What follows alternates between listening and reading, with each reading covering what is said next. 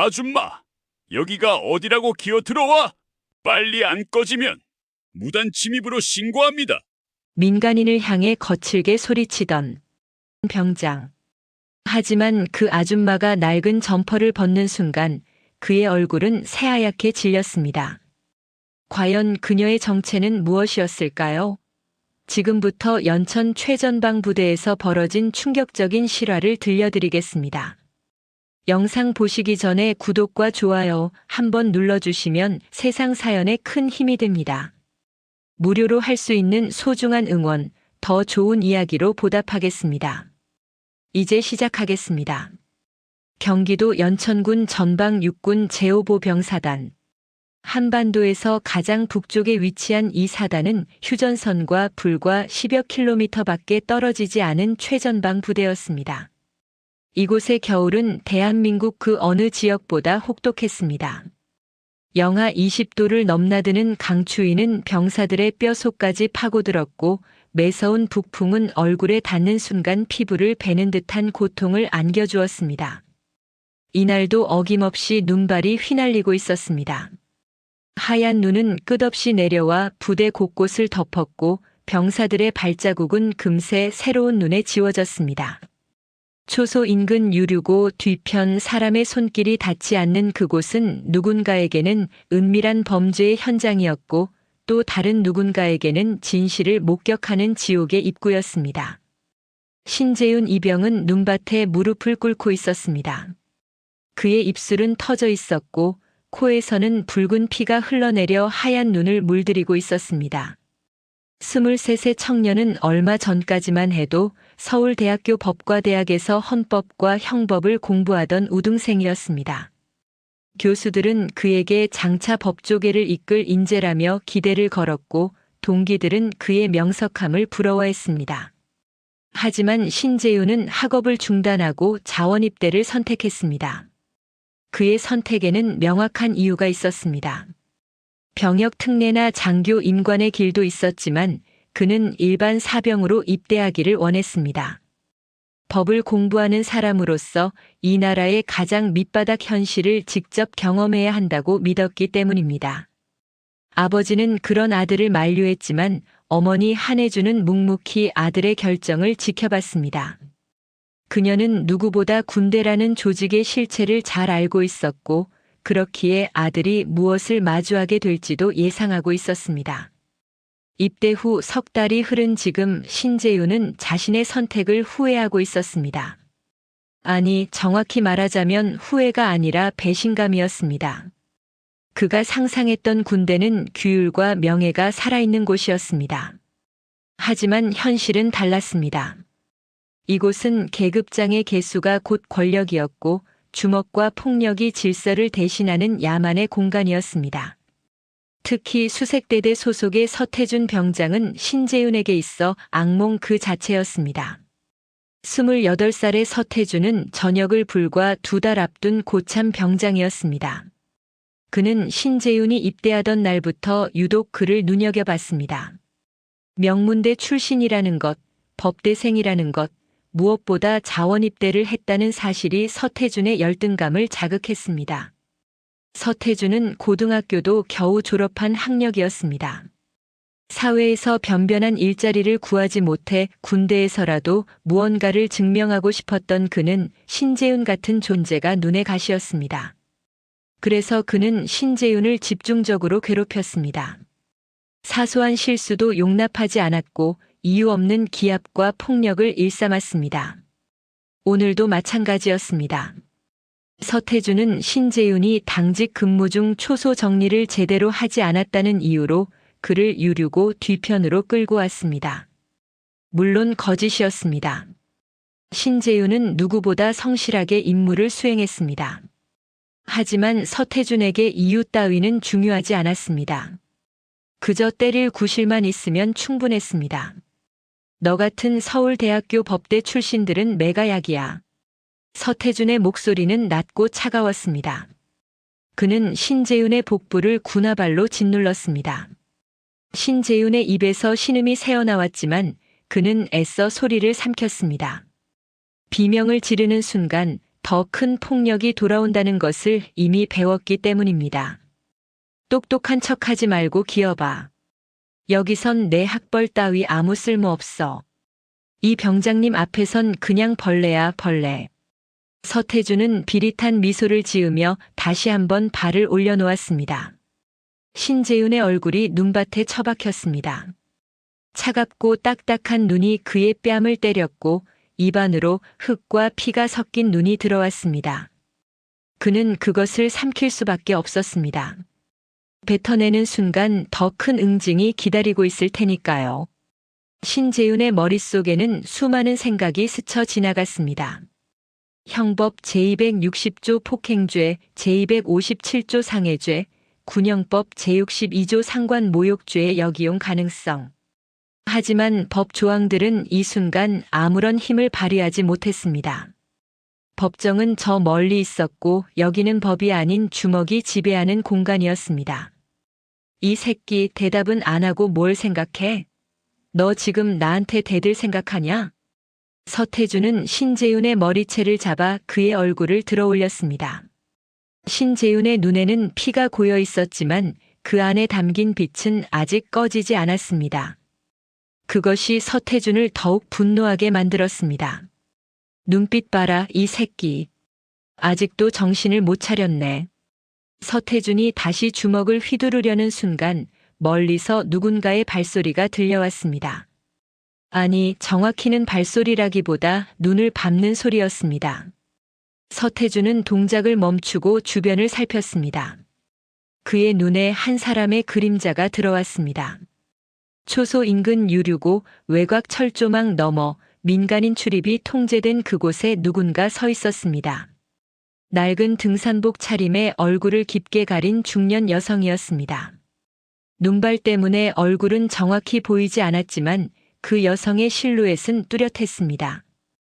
키는 평균보다 약간 작았고 체격은 날씬했습니다. 언뜻 보기에는 산책을 나온 평범한 중년 여성처럼 보였습니다. 하지만 그 여성의 눈빛은 평범하지 않았습니다. 눈발을 뚫고 이곳을 응시하는 그 시선에는 섬뜩한 무언가가 담겨 있었습니다.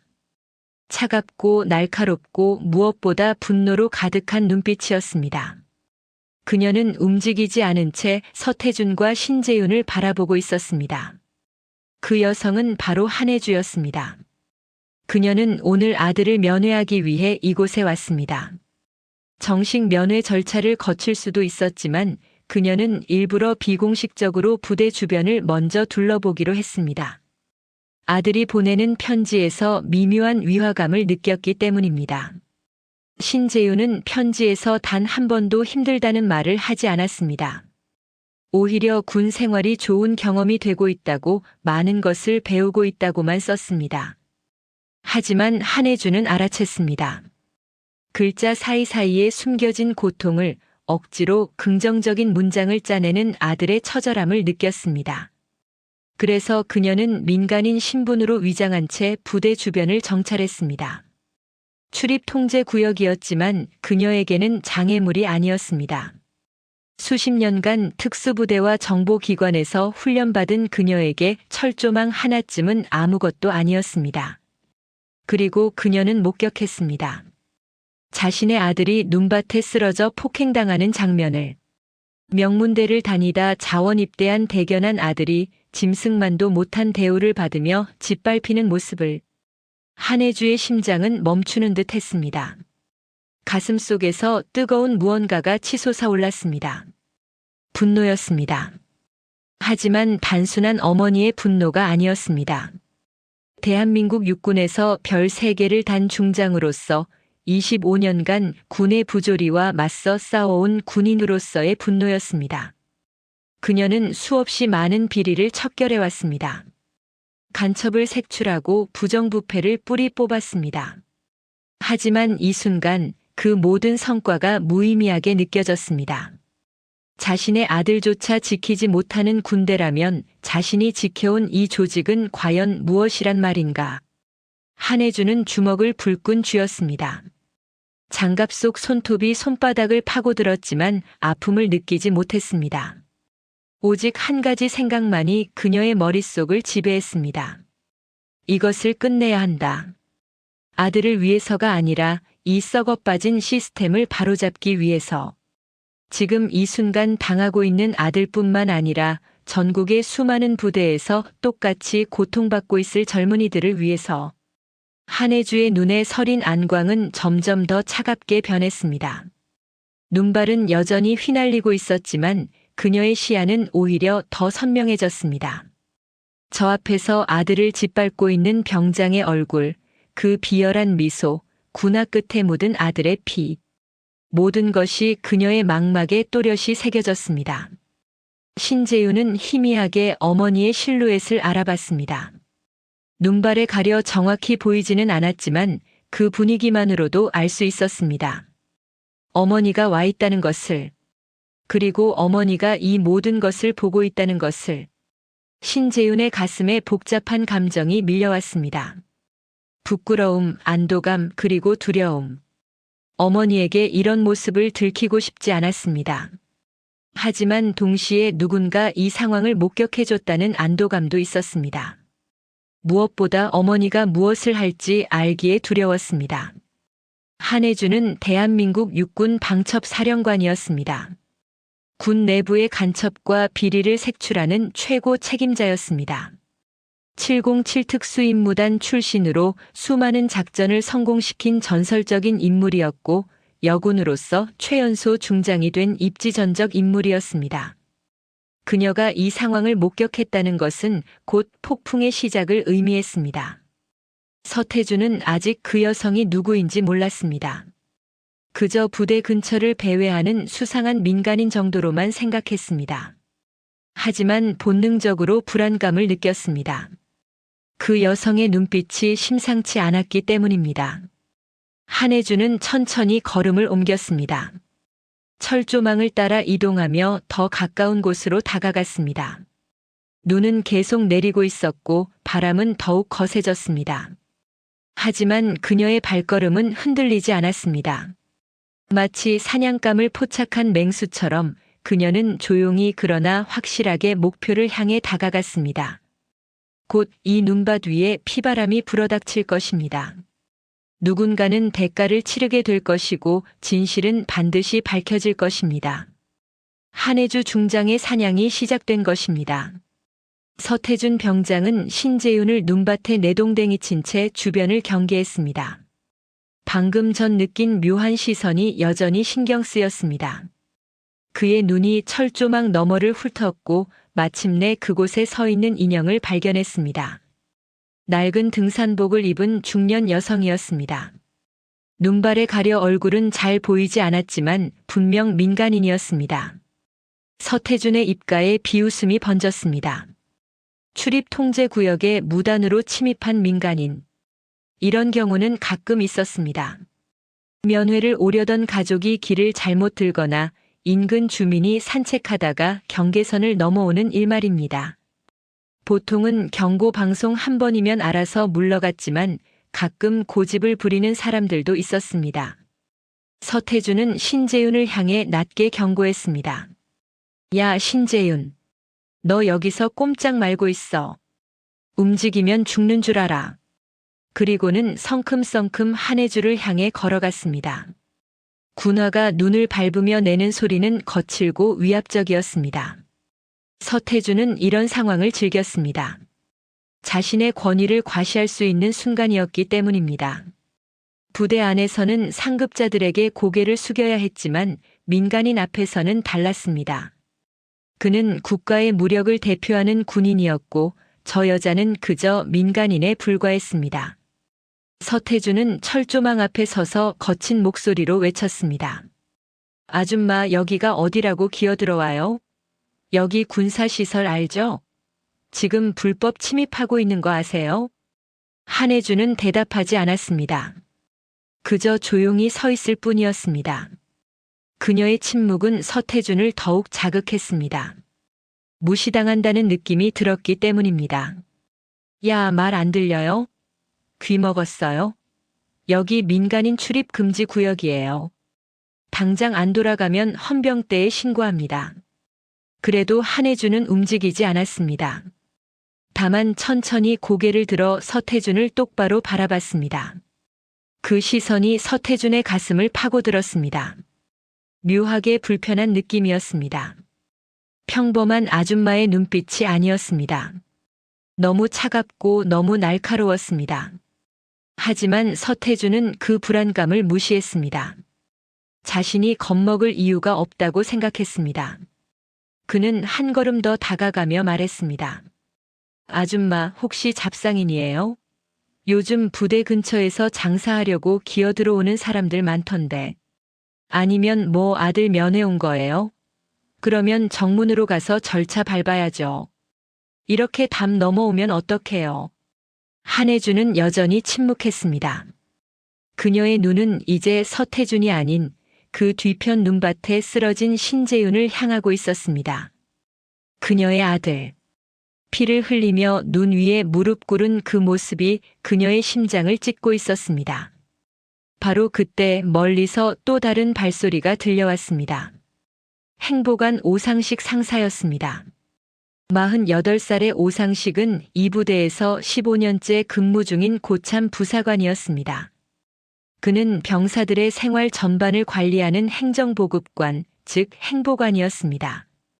오상식은 멀리서도 상황을 대충 파악했습니다.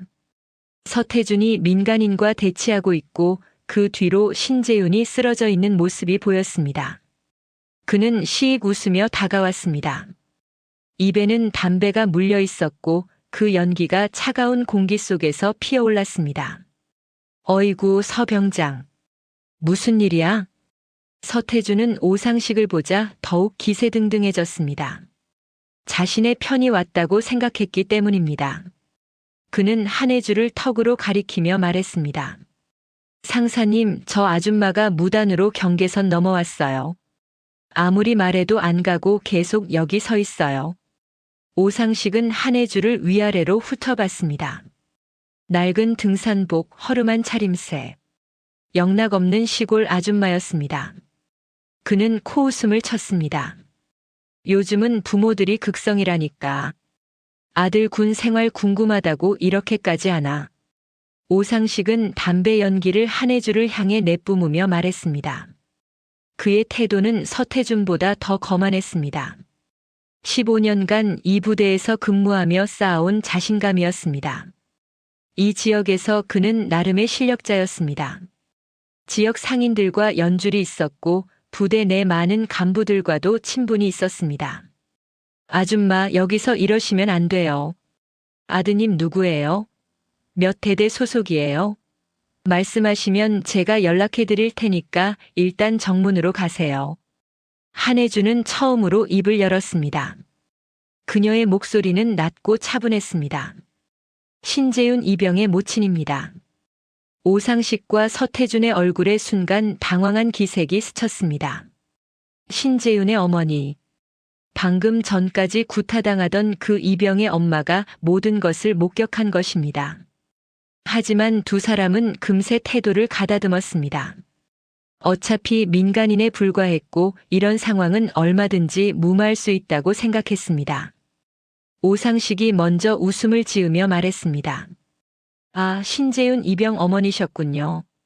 근데 아주머니, 여기 어떻게 들어오셨어요? 정문 통과하셨어요? 그건 중요하지 않습니다. 한혜주의 대답은 짧고 명확했습니다. 오상식은 눈살을 찌푸렸습니다. 자신의 질문을 무시당한 기분이었습니다. 중요하죠. 여기 군사보호구역이에요. 무단 침입은 처벌 대상이고요. 그리고 아주머니, 지금 아드님이 훈육받고 있던 중이었어요. 군대에서는 이런 일이 있을 수 있죠. 훈육이라고 하셨습니까? 한혜주의 목소리에 미묘한 변화가 생겼습니다. 여전히 차분했지만 그 안에 날카로운 무언가가 섞여 있었습니다. 오상식은 그것을 감지하지 못했습니다. 그렇죠. 군대는 원래 좀 센 편이에요. 요즘 신세대 애들이 약해서 그렇지 우리 때는 이것보다 더했어요. 아주머니도 아시잖아요. 아들 잘 되라고 하는 거예요. 서태준도 거들었습니다. 맞아요, 아줌마. 신재윤이 요즘 정신이 없어서 제가 정신 차리게 해주는 거예요. 걱정 마세요. 다 잘 될 겁니다. 한혜주는 두 사람의 얼굴을 번갈아 바라봤습니다. 그녀의 눈에는 더 이상 어떤 감정도 비치지 않았습니다. 차갑고 공허한 마치 겨울 호수의 얼음 같은 눈빛이었습니다. 오상식은 담배를 한 모금 더 빨고는 말을 이었습니다. 아주머니, 괜히 큰일 만들지 마시고요.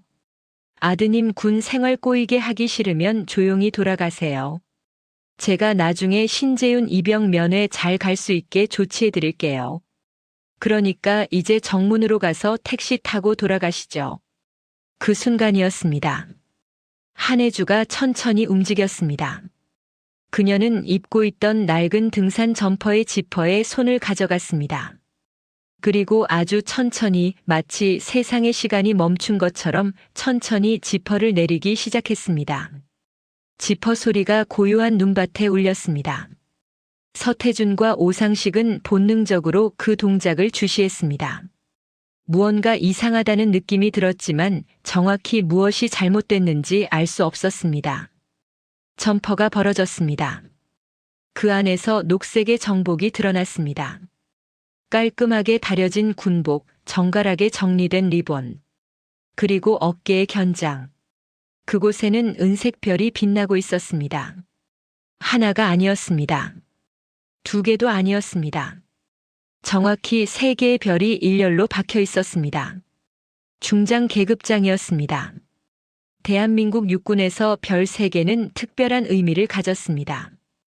대장 다음에 고위장성, 군단장이나 주요 사령관급이 다는 계급장, 전군에서 손에 꼽을 정도로 적은 숫자의 장성만이 달 수 있는 별. 오상식의 손에서 담배가 떨어졌습니다. 담배는 눈 위에 떨어져 연기를 내며 꺼졌습니다. 서태준의 입이 벌어졌고 그의 얼굴에서 혈색이 빠져나갔습니다. 한혜주는 점퍼를 완전히 벗어 눈 위에 던졌습니다. 그녀의 정복이 완전히 드러났습니다. 가슴의 명찰에는 이름이 또렷하게 새겨져 있었습니다. 한혜주. 그리고 그 옆에 표식. 방첩사령부. 대한민국 육군 방첩사령관 한혜주 중장입니다.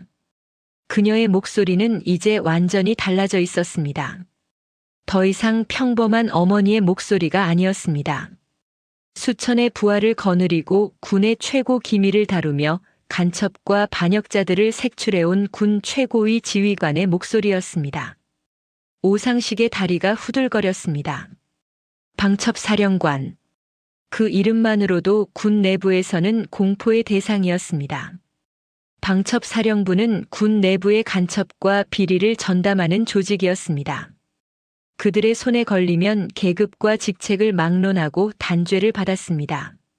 장군도 영관급 장교도 방첩사의 조사를 받으면 끝이었습니다. 더욱이 한혜주는 그 중에서도 특히 유명한 인물이었습니다. 707 특수임무단 출신. 대테러 작전과 첩보 임무를 수행하던 특수부대에서 여성으로서 모든 과정을 완수한 전설적인 군인. 20대의 중위로 임관에 불과 25년 만에 중장까지 오른 최연소 여군 장성. 그녀는 군 내부에서 가장 무서운 칼날이라고 불렸습니다. 일단 그녀가 표적으로 삼으면 반드시 뿌리까지 뽑아냈습니다. 온정이나 타협 같은 것은 없었습니다. 오직 규정과 법 그리고 정의만이 있을 뿐이었습니다. 서태준은 자신의 다리가 떨리는 것을 느꼈습니다. 방금 전까지 자신이 구타하던 그 이병이, 그 명문대생이 바로 이 괴물 같은 중장의 아들이었다는 사실이 믿기지 않았습니다. 오상식은 입술을 떨며 경례를 시도했습니다. 그의 손은 제대로 올라가지 않았습니다. 공포에 질린 그의 목소리가 겨우 새어나왔습니다. 충성. 방첩사령관님, 저는 몰랐습니다. 정말 몰랐습니다. 한혜주는 경례를 받지 않았습니다. 그저 차갑게 두 사람을 내려다볼 뿐이었습니다. 그녀의 눈빛은 판결을 내리는 판사의 눈빛이었습니다. 이미 유죄가 확정된 피고인을 바라보는 시선이었습니다. 당신들이 몰랐건 알았건 상관없습니다. 내 눈으로 확인했습니다. 폭행, 가혹행위, 그리고 그것을 묵인하고 방조한 당신의 직무유기까지. 오상식은 변명하려 했지만 목소리가 나오지 않았습니다. 서태준은 그 자리에 서 있는 것조차 버거웠습니다. 그의 무릎이 눈 위에 꺾였습니다. 주변에서 이 광경을 목격한 다른 병사들이 웅성거리기 시작했습니다. 누군가 뛰어가며 간부들에게 급히 보고하는 소리가 들렸습니다. 중장이 나타났다는 소식은 부대 전체를 순식간에 휩쓸었습니다. 한혜주는 천천히 철조망을 넘었습니다. 훈련받은 움직임으로 그녀는 순식간에 경계선을 통과했습니다. 그리고 아들 신재윤에게 다가갔습니다. 신재윤은 어머니를 올려다봤습니다. 그의 눈에는 눈물과 피가 섞여 있었습니다. 한혜주는 무릎을 꿇고 아들의 얼굴을 닦아줬습니다. 재윤아, 어머니, 많이 아프지? 신재윤은 고개를 저었습니다. 하지만 그의 몸은 떨리고 있었습니다. 한혜주는 아들을 꼭 안았습니다. 한순간 그녀는 사령관이 아닌 그저 어머니였습니다. 하지만 그 순간은 길지 않았습니다. 한혜주는 다시 일어섰습니다. 그녀의 얼굴에서 모든 감정이 지워졌습니다. 이제 그녀는 다시 방첩 사령관이었습니다. 그녀는 서태준과 오상식을 향해 돌아섰습니다. 이제부터 당신들은 방첩 사령부의 조사를 받게 될 것입니다. 그리고 이것은 시작에 불과합니다. 한혜주 중장의 사냥이 본격적으로 시작된 것입니다. 한혜주 중장은 떨고 있는 아들 신재윤의 입술을 천천히 닦아주었습니다. 그녀의 손은 부드러웠지만 눈빛은 얼음보다 차가웠습니다. 아들의 피가 묻은 손수건을 주머니에 넣은 그녀는 천천히 일어나 주변을 둘러봤습니다. 유류고 뒤편의 눈밭. 발자국과 피로 얼룩진 이곳은 단순한 구타 현장이 아니었습니다. 이것은 대한민국 육군의 썩은 단면이었고 조직 전체에 만연한 부패의 증거였습니다. 한혜주는 이 순간을 오래전부터 기다려왔습니다. 아니, 정확히는 두려워했던 것일지도 모릅니다. 25년간 군에서 근무하며 그녀는 수많은 비리를 척결해왔습니다. 장성급 장교의 뇌물수수, 군납비리, 기밀 유출, 심지어 간첩까지.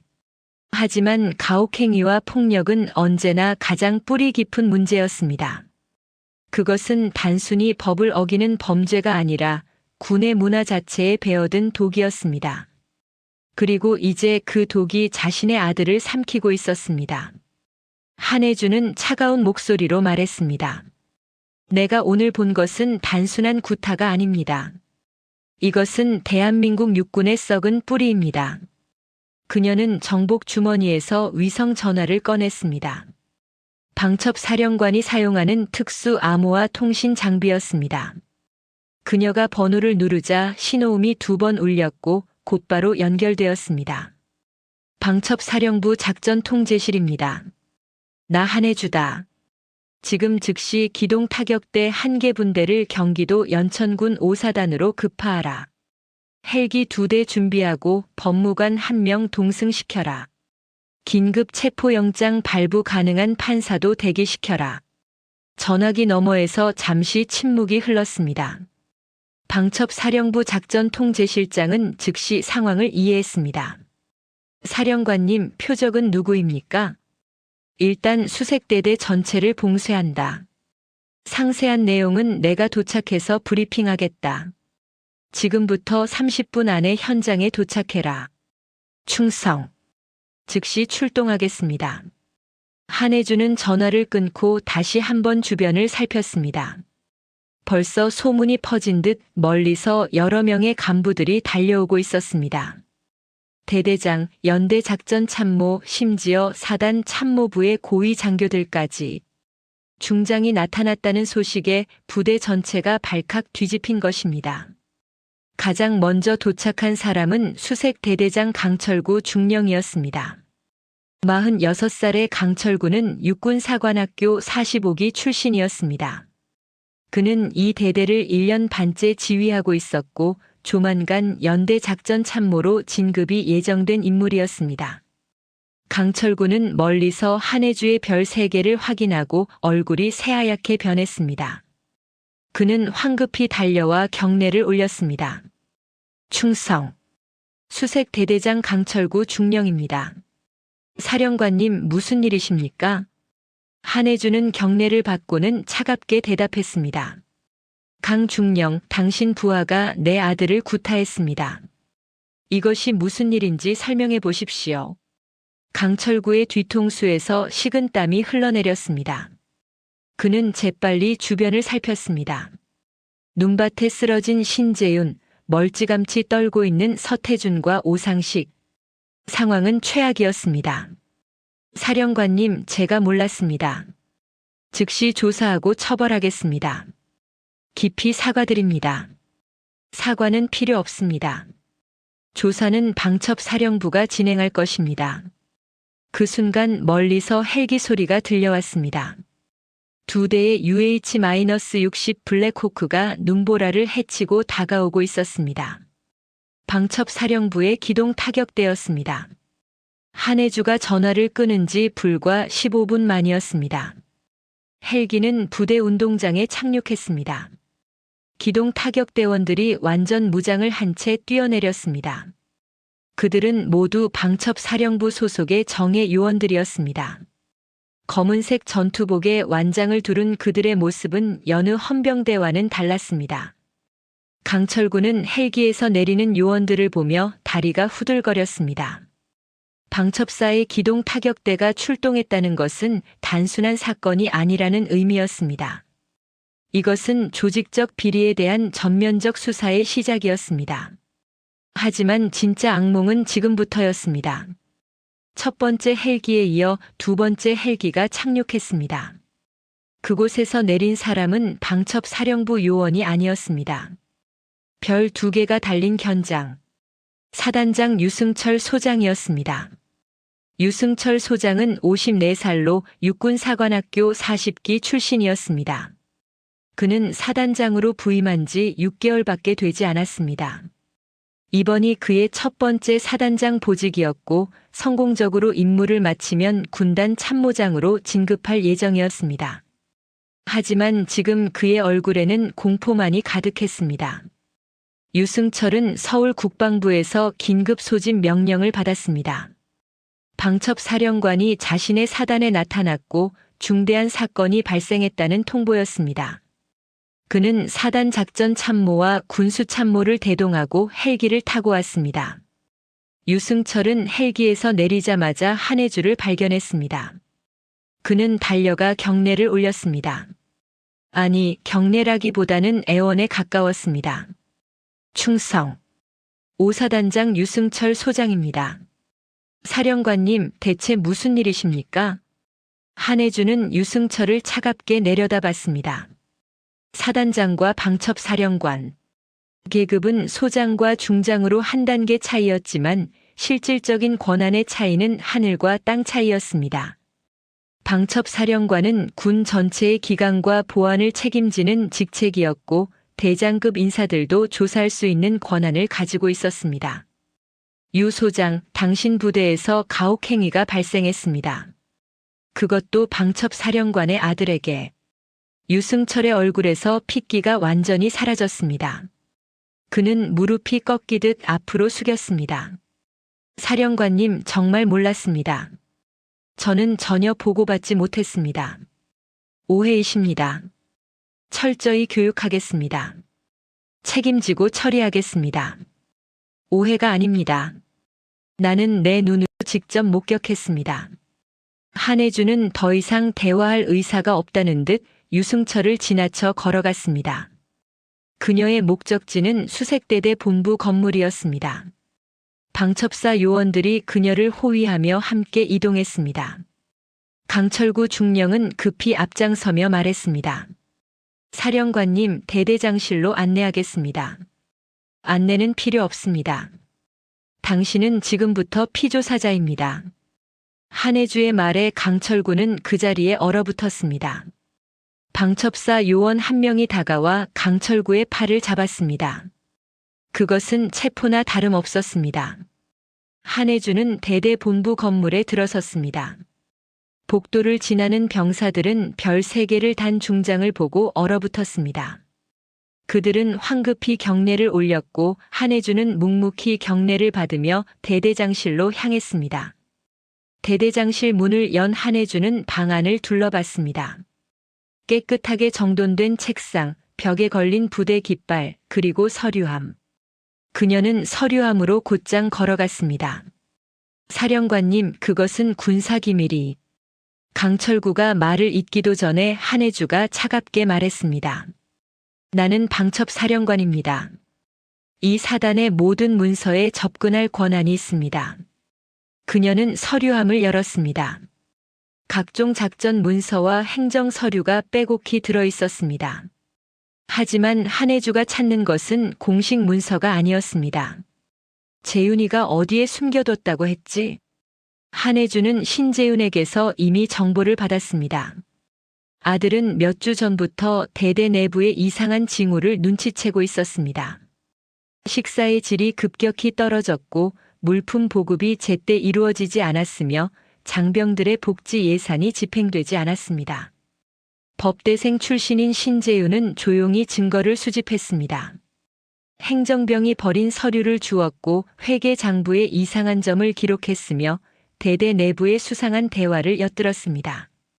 그리고 그 모든 것을 정리해 은밀한 장소에 숨겨두었습니다. 한혜주는 책장 뒤편을 살폈습니다. 그곳에 얇은 파일 하나가 끼워져 있었습니다. 겉표지에는 아무 표시도 없었지만 안에는 폭탄과도 같은 내용이 들어 있었습니다. 한혜주는 파일을 꺼내 펼쳤습니다. 첫 장은 대대의 식재료 구매 내역이었습니다. 한 달 예산 2천만 원. 하지만 실제 납품된 식자재는 1,000만 원 수준이었습니다. 나머지 1,000만 원은 어디로 갔을까요? 두 번째 페이지에는 그 답이 있었습니다. 허위 계약서였습니다. 존재하지 않는 업체와의 거래 내역, 부풀려진 단가, 그리고 그 차액을 빼돌린 흔적. 세 번째 페이지는 더 충격적이었습니다. 빼돌린 돈의 흐름이 정리되어 있었습니다. 강철구 중령의 개인 계좌로 입금된 500만 원. 사단 군수참모 박성훈 대령의 계좌로 입금된 800만 원. 그리고 나머지 700만 원은 서울 강남의 한 유흥업소로 흘러갔습니다. 한혜주는 계속 페이지를 넘겼습니다. 비리는 식자재에만 국한되지 않았습니다. 유류, 피복, 심지어 훈련 장비까지 모든 것이 빼돌려지고 있었습니다. 그리고 그 돈은 도박 자금으로 세탁되었습니다. 마지막 페이지에는 강남의 불법 도박장 영수증 사진이 있었습니다. 강철구와 박성훈이 함께 찍힌 사진도 있었습니다. 증거는 완벽했습니다. 한혜주는 파일을 들어 올렸습니다. 그녀의 목소리는 법정의 판사처럼 차갑고 명확했습니다. 강철구 중령, 당신은 군수 예산 횡령, 허위 문서 작성, 그리고 배임 혐의로 지금 즉시 구속됩니다. 강철구는 변명하려 했지만 입이 떨어지지 않았습니다. 방첩사 요원들이 그에게 수갑을 채웠습니다. 한혜주는 유승철 소장을 향해 돌아섰습니다. 유 소장, 당신 사단에서 이런 일이 벌어지는 동안 당신은 무엇을 했습니까? 유승철은 대답하지 못했습니다. 그저 고개를 숙일 뿐이었습니다. 당신도 조사 대상입니다. 그리고 사단 군수참모 박성훈 대령을 즉시 체포하십시오. 한혜주의 명령에 방첩사 요원들이 움직였습니다. 부대 전체가 초토화되는 순간이었습니다. 별들의 무덤이 된 연천. 이곳에서 많은 장교들의 경력이 끝나게 될 것입니다. 강철구 중령은 수갑이 채워진 손목을 내려다봤습니다. 차가운 금속의 감촉이 현실을 일깨웠습니다. 이것은 끝이었습니다. 육군사관학교를 졸업하고 23년간 쌓아온 모든 것이 무너지는 순간이었습니다. 방첩사 요원들은 강철구를 대대장실 옆 작은 회의실로 옮겼습니다. 임시 조사실이었습니다. 강철구는 의자에 앉혀졌고 2명의 요원이 그를 감시했습니다. 그의 머릿속은 혼란스러웠습니다. 어떻게 이런 일이 벌어졌을까? 신재윤이 증거를 모으고 있었다는 사실조차 몰랐습니다. 아니, 정확히는 알고 있었습니다. 몇 주 전 행정병이 보고했습니다. 신재윤 이병이 버려진 서류를 줍고 이상한 질문을 하며 수상하게 움직인다고. 하지만 강철구는 대수롭지 않게 넘겼습니다. 고작 이병 한 명이 무엇을 할 수 있겠습니까? 그것이 치명적인 실수였습니다. 강철구는 창밖을 바라봤습니다. 눈은 여전히 내리고 있었고 부대는 혼란에 빠져 있었습니다. 방첩사 요원들이 곳곳을 수색하고 있었고 병사들은 불안한 표정으로 웅성거렸습니다. 저 멀리 사단 본부 방향에서는 또 다른 헬기가 날아오고 있었습니다. 아마 군수참모 박성훈 대령을 체포하러 가는 것이겠지요. 하지만 강철구는 아직 포기하지 않았습니다. 그의 뇌리에 한 가지 생각이 스쳤습니다. 역공. 만약 신재윤을 간첩이나 반역자로 몰 수 있다면 어떨까? 그가 수집한 문서들이 북한에 넘기기 위한 것이었다고 주장한다면. 그렇게 되면 신재윤의 증언은 신빙성을 잃게 됩니다. 물론 방첩 사령관의 아들을 간첩으로 모는 것은 미친 짓이었습니다. 하지만 이미 막다른 골목에 몰린 강철구에게는 다른 선택지가 없었습니다. 어차피 끝이라면 최후의 발악이라도 해야 했습니다. 강철구는 감시하던 요원에게 말했습니다. 화장실 좀 가야겠습니다. 요원은 잠시 망설이다가 고개를 끄덕였습니다. 강철구는 수갑을 찬 채 화장실로 향했습니다. 요원 한 명이 그를 따라왔지만 화장실 안까지는 따라오지 않았습니다. 강철구는 칸막이 안으로 들어가 주머니에서 휴대전화를 꺼냈습니다. 방첩사 요원들이 아직 그의 소지품을 완전히 압수하지는 않았던 것입니다. 그는 재빨리 번호를 눌렀습니다. 연결된 상대는 수색대대 작전과장 박태호 대위였습니다. 34살의 박태호는 강철구의 가장 충실한 부하였습니다. 그는 강철구의 비리에 직접 가담하지는 않았지만 그 사실을 알고도 묵인했습니다. 강철구에게 빚을 진 박태호는 무엇이든 명령을 따를 준비가 되어 있었습니다. 대위님, 나야. 지금 즉시 신재윤 이병의 관물대를 열어. 전화 너머에서 박태호의 당황한 목소리가 들려왔습니다. 대대장님, 지금 무슨 일이십니까? 부대가 발칵 뒤집혔는데. 설명할 시간 없어. 지금 당장 신재윤 관물대에 이것을 넣어야 해. 내 책상 서랍 맨 아래에 빨간 봉투가 있어. 거기 작전 문서가 들어있어. 대대장님, 그게 무슨... 박대위, 내 말 안 들으면 우리 둘 다 끝이야. 나뿐만 아니라 당신도 연루되어 있다는 거 알지? 당신이 서명한 물품 불출 서류들 전부 증거로 잡힐 거야. 박태호는 침묵했습니다. 강철구의 말이 맞았습니다. 그는 직접 횡령에 가담하지는 않았지만 서류 작업에는 관여했습니다. 만약 방첩사가 철저히 조사한다면 그 역시 공범으로 처벌받을 수 있었습니다. 대대장님, 하지만 그 문서가 뭡니까? 작전계획 5027 문서야. 1급 비밀 딱지 붙은 거. 그걸 신재윤 관물대에 넣고 즉시 신고해. 신재윤이 비밀 문서를 불법으로 보관하고 있었다고. 그러면 최소한 그의 증언 신빙성은 떨어뜨릴 수 있어. 박태호는 망설였습니다. 이것은 명백한 증거 조작이었습니다. 만약 들키면 그 역시 중형을 면치 못할 것입니다. 하지만 강철구의 압박은 거셌습니다. 박대위, 이미 늦었어. 선택할 시간 없어. 우리는 같은 배를 탄 거야. 내가 무너지면 당신도 같이 무너져. 박태호는 결국 고개를 끄덕였습니다. 알겠습니다, 대대장님. 지금 바로 하겠습니다. 강철구는 전화를 끊고 화장실에서 나왔습니다. 그의 얼굴에는 묘한 미소가 떠올랐습니다. 아직 끝나지 않았습니다. 최소한 반격의 여지는 만들었습니다.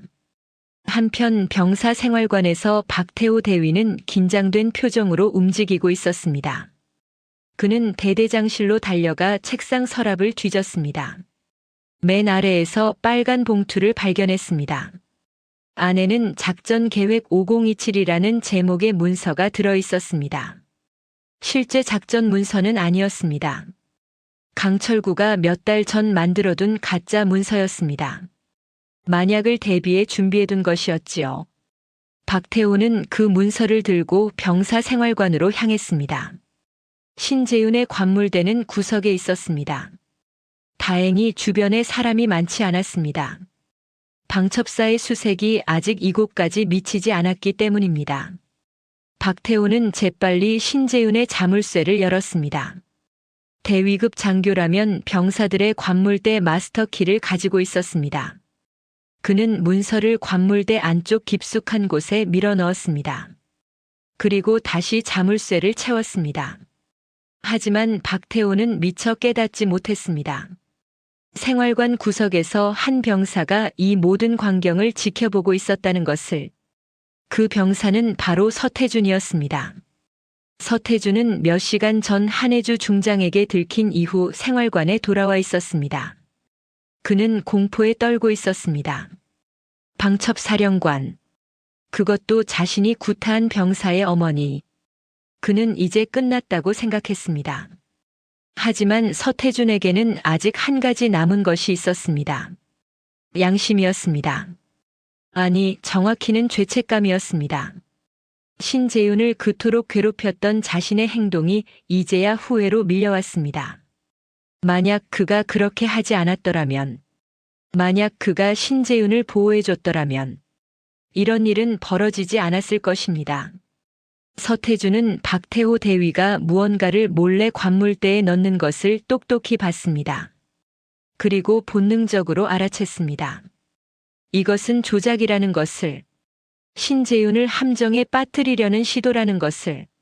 서태준은 박태호가 생활관을 나가자 신재윤의 관물대로 다가갔습니다. 그는 마스터 키는 없었지만 관물대 자물쇠를 따는 방법을 알고 있었습니다.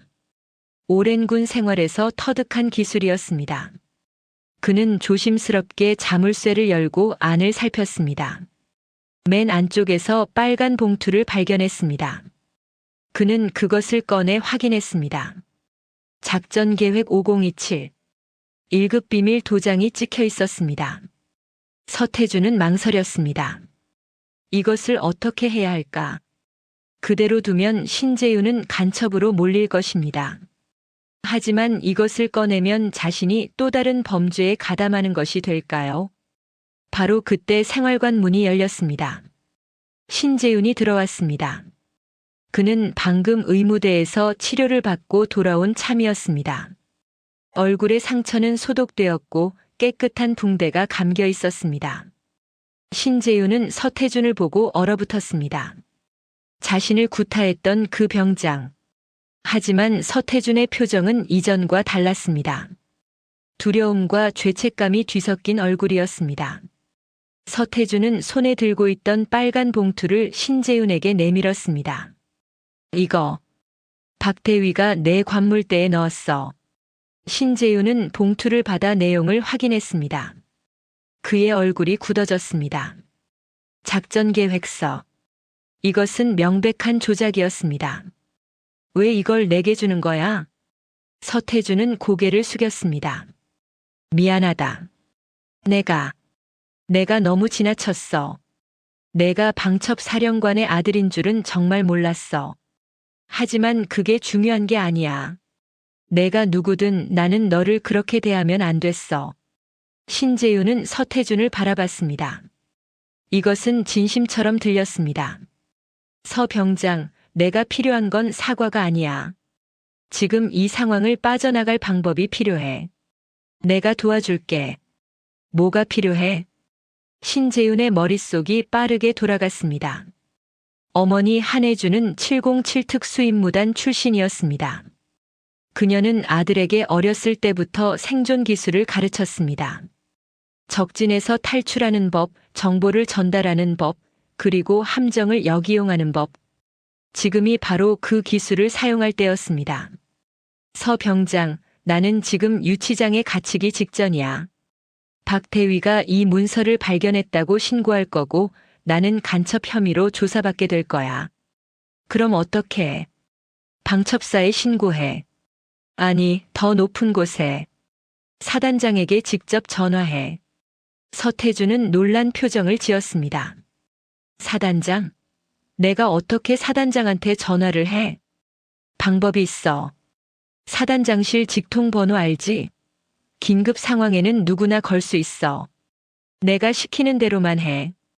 지금 대대장이 증거를 인멸하고 있다고 말해. 그리고 나를 간첩으로 조작하려 한다고. 신재윤은 서태준에게 자세한 지시를 내렸습니다.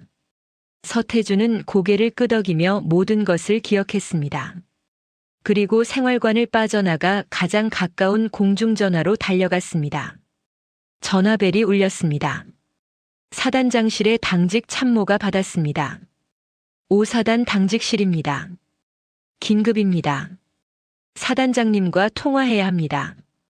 지금 사단장님은 수색대대에서 증거인멸이 진행되고 있습니다. 신재윤 이병을 간첩으로 조작하려 합니다. 방첩사령관님의 아들입니다. 당직 참모의 목소리가 급박해졌습니다. 잠시만 기다리십시오. 곧 유승철 소장이 전화를 받았습니다. 그의 목소리는 긴장되어 있었습니다. 나 유승철 소장이다. 지금 무슨 일인가? 서태준은 신재윤이 일러준 대로 또박또박 말했습니다. 사단장님, 지금 수색대대장 강철구 중령이 증거를 인멸하고 있습니다. 그리고 신재윤 이병의 관물대에 조작된 비밀 문서를 심었습니다. 신재윤 이병을 간첩으로 몰아 방첩사의 조사를 방해하려는 것입니다. 유승철의 숨소리가 거칠어졌습니다. 자네는 누구인가? 저는 수색대대 서태준 병장입니다. 증거가 있나? 제 눈으로 직접 봤습니다. 박태호 대위가 관물대에 문서를 넣는 것을. 유승철은 잠시 침묵했습니다. 그리고 결단을 내렸습니다. 알겠네. 자네는 지금 즉시 방첩사 요원들을 찾아가 이 사실을 보고하게. 내가 헌병대를 투입하겠네. 전화가 끊어졌습니다.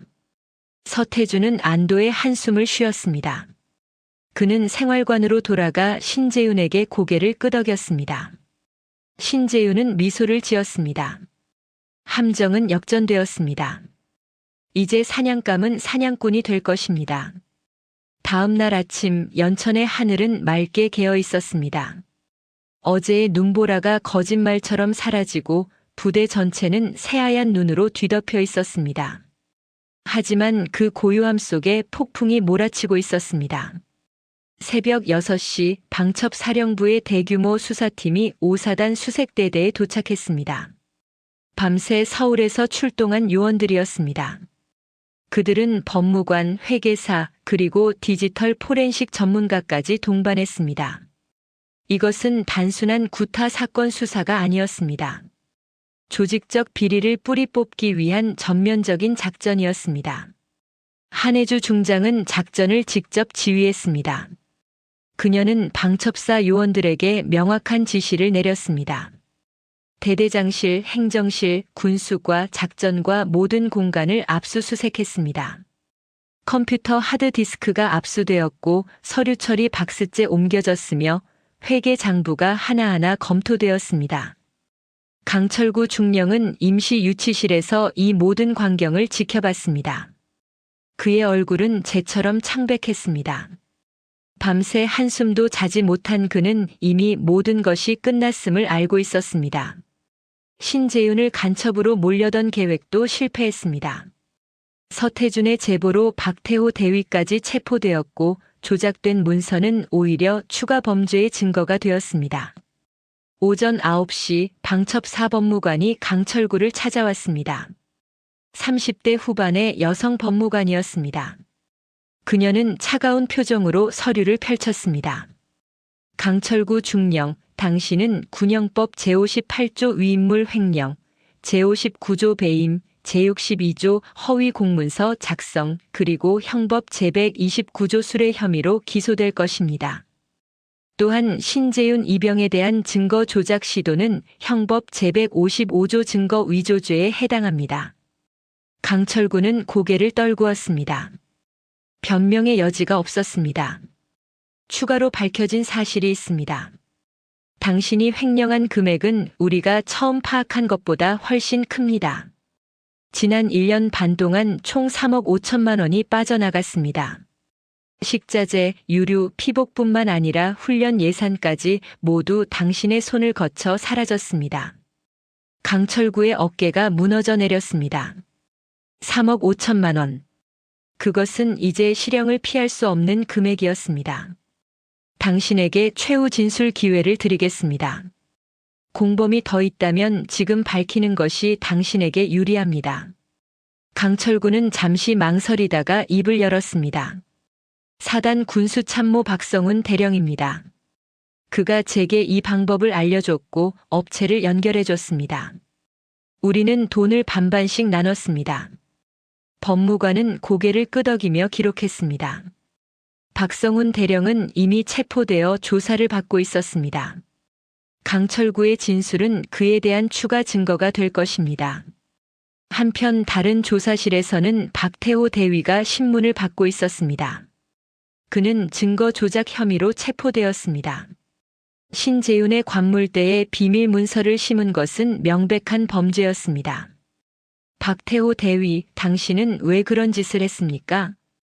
강철구 중령의 명령이었습니다. 저는 거부할 수 없었습니다. 당신은 장교입니다. 부당한 명령을 거부할 의무가 있습니다. 오히려 그것을 보고했어야 합니다. 박태호는 대답하지 못했습니다. 그는 자신의 나약함이 이런 결과를 초래했음을 뼈저리게 느끼고 있었습니다. 당신에게는 증거 위조 및 직권 남용 혐의가 적용됩니다. 군사재판에 회부될 것입니다. 박태호의 눈에서 눈물이 흘러내렸습니다. 34살 대위 계급장을 단지 2년밖에 되지 않은 그는 이제 모든 것을 잃게 되었습니다. 오후 2시 방첩사령부는 중간 수사 결과를 발표했습니다. 부대 회의실에 모든 간부들이 소집되었습니다. 한혜주 중장이 단상에 올라 차갑게 입을 열었습니다. 본 방첩사령부의 조사 결과 5사단 수색대대에서 조직적인 예산 횡령이 1년 반에 걸쳐 자행되었음이 확인되었습니다. 주범은 대대장 강철구 중령과 사단 군수참모 박성훈 대령이며 이들은 군수 예산 3억 5천만 원을 횡령했습니다. 회의실이 술렁였습니다. 3억 5천만 원이라는 금액에 모두가 충격을 받았습니다. 또한 수색대대 내에서 만연한 가혹행위가 확인되었습니다. 특히 서태준 병장과 행보관 오상식 상사는 신재윤 이병을 포함한 다수의 병사들에게 지속적인 폭행과 가혹행위를 자행했습니다. 한혜주는 서류를 한 장 넘기며 계속했습니다. 조사 과정에서 밝혀진 바에 따르면 서태준 병장은 지난 6개월간 최소 15명의 후임병들을 구타했으며 오상식 상사는 이를 묵인하고 방조했습니다. 더 나아가 오상식 상사 본인도 여러 차례 직접 가혹행위에 가담했습니다. 한혜주의 시선이 회의실 뒤편을 향했습니다. 그곳에는 수갑을 찬 서태준과 오상식이 서 있었습니다. 두 사람은 군형법 제62조 가혹행위 및 형법 제260조 폭행죄로 군사재판에 회부됩니다. 특히 이들의 행위는 반복적이고 조직적이었으므로 엄중히 처벌될 것입니다. 서태준은 고개를 들지 못했습니다. 그는 신재윤을 도왔지만 그것이 자신의 과거 범죄를 지울 수는 없었습니다. 그는 자신이 저지른 모든 일에 대해 책임을 져야 했습니다. 오상식 상사는 얼굴이 붉어진 채 고개를 숙이고 있었습니다. 15년간 쌓아온 군 경력이 하루아침에 무너졌습니다. 그는 이제 군복을 벗고 감옥으로 가게 될 것입니다. 이번 사건은 단순히 개인의 일탈이 아닙니다. 이것은 우리 군 조직 전체가 안고 있는 구조적 문제입니다. 한혜주의 목소리가 높아졌습니다. 가혹행위는 전통이 아닙니다. 그것은 범죄입니다. 예산 횡령은 절약이 아닙니다. 그것은 도둑질입니다. 그리고 이런 범죄를 묵인하고 방조하는 것은 공범이 되는 것입니다. 회의실이 숙연해졌습니다. 모든 간부들이 고개를 숙였습니다. 본 사령관은 이번 사건을 계기로 전군에 걸친 대대적인 감찰을 실시할 것입니다. 더 이상 이런 일이 반복되지 않도록 제도를 정비하고 처벌을 강화할 것입니다. 회의가 끝난 후 한혜주는 잠시 혼자 남았습니다. 그녀는 창밖을 바라봤습니다. 눈 덮인 부대 운동장에서 병사들이 훈련을 하고 있었습니다. 젊은 청년들이 땀을 흘리며 구보를 하는 모습이 보였습니다. 그녀의 아들 신재윤도 저 속에 있을 것입니다. 한혜주는 아들을 만나러 갔습니다. 신재윤은 생활관에서 쉬고 있었습니다. 얼굴의 상처는 많이 나아졌지만 아직 붕대가 남아 있었습니다. 한혜주가 들어서자 신재윤은 벌떡 일어나 경례를 올렸습니다. 어머니, 재윤아 앉아라. 한혜주는 아들 옆에 앉았습니다. 잠시 침묵이 흘렀습니다. 어머니와 아들, 중장과 이병, 두 사람 사이에는 복잡한 감정이 흐르고 있었습니다. 재윤아, 나는 내가 후방으로 가기를 바란다. 방첩사령부 산하부대로 보직을 변경해 줄 수 있어. 거기서 안전하게 군 생활을 마칠 수 있어. 신재윤은 고개를 저었습니다. 어머니, 저는 여기 남겠습니다. 재윤아, 여기는 너를 괴롭혔던 곳이야. 더 이상 이곳에 있을 이유가 없어. 아닙니다, 어머니. 오히려 더 있어야 할 이유가 생겼습니다. 신재윤은 창밖을 바라봤습니다. 저는 이번 일을 겪으며 많은 것을 배웠습니다. 법조문은 책에만 있는 것이 아니라는 것을, 정의는 법정에서만 실현되는 것이 아니라는 것을, 그리고 가장 중요한 것은 부당한 권력에 맞서는 것이 얼마나 어렵고 중요한지를 깨달았습니다. 한혜주는 아들의 눈을 바라봤습니다. 그 눈에는 이전과 다른 빛이 있었습니다. 더 이상 순진한 청년의 눈이 아니었습니다. 고통을 겪고 그것을 이겨낸 사람의 눈이었습니다. 어머니, 어머니께서 25년간 이 길을 걸어오셨잖아요. 군의 부조리와 싸우시고 비리를 척결하시고 약한 사람들을 지키셨잖아요. 저도 그렇게 하고 싶습니다. 재윤아, 하지만 제가 서울대 법대에 간 이유가 뭐였을까요? 돈을 많이 벌기 위해서였나요? 아닙니다. 정의를 실현하기 위해서였습니다. 그리고 이곳이야말로 제가 정의를 배울 수 있는 가장 좋은 학교입니다. 신재윤은 일어서서 어머니를 마주봤습니다. 저는 여기서 동료들과 함께 끝까지 임무를 완수하겠습니다. 부당한 권력에 맞서는 법을 배웠으니 이제는 약한 전우들을 지키는 방패가 되겠습니다. 그것이 제가 이곳에서 배운 가장 큰 교훈입니다. 한혜주의 눈가에 미세한 떨림이 있었습니다. 그녀는 아들이 얼마나 성장했는지 느낄 수 있었습니다. 더 이상 지켜줘야 할 아이가 아니라 함께 싸울 동료가 된 것입니다. 알겠다, 재윤아. 내 뜻대로 하거라. 하지만 명심해라. 진짜 강한 사람은 주먹이 센 사람이 아니라 올바름을 지키는 사람이다. 명심하겠습니다, 어머니. 그날 저녁 한혜주는 부대를 떠나기 전 마지막으로 연천의 철책선을 찾았습니다. 신재윤도 함께였습니다. 어머니와 아들은 북한과 마주한 최전방 철책선 앞에 나란히 섰습니다. 해가 지고 있었습니다. 붉은 노을이 하얀 눈밭을 물들였고 철책선 너머로 북한의 산맥이 실루엣으로 보였습니다. 바람이 불어왔지만 두 사람은 꼿꼿이 서 있었습니다.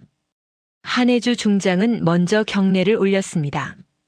방첩사령관으로서가 아니라 이 나라를 지키는 군인으로서의 경례였습니다.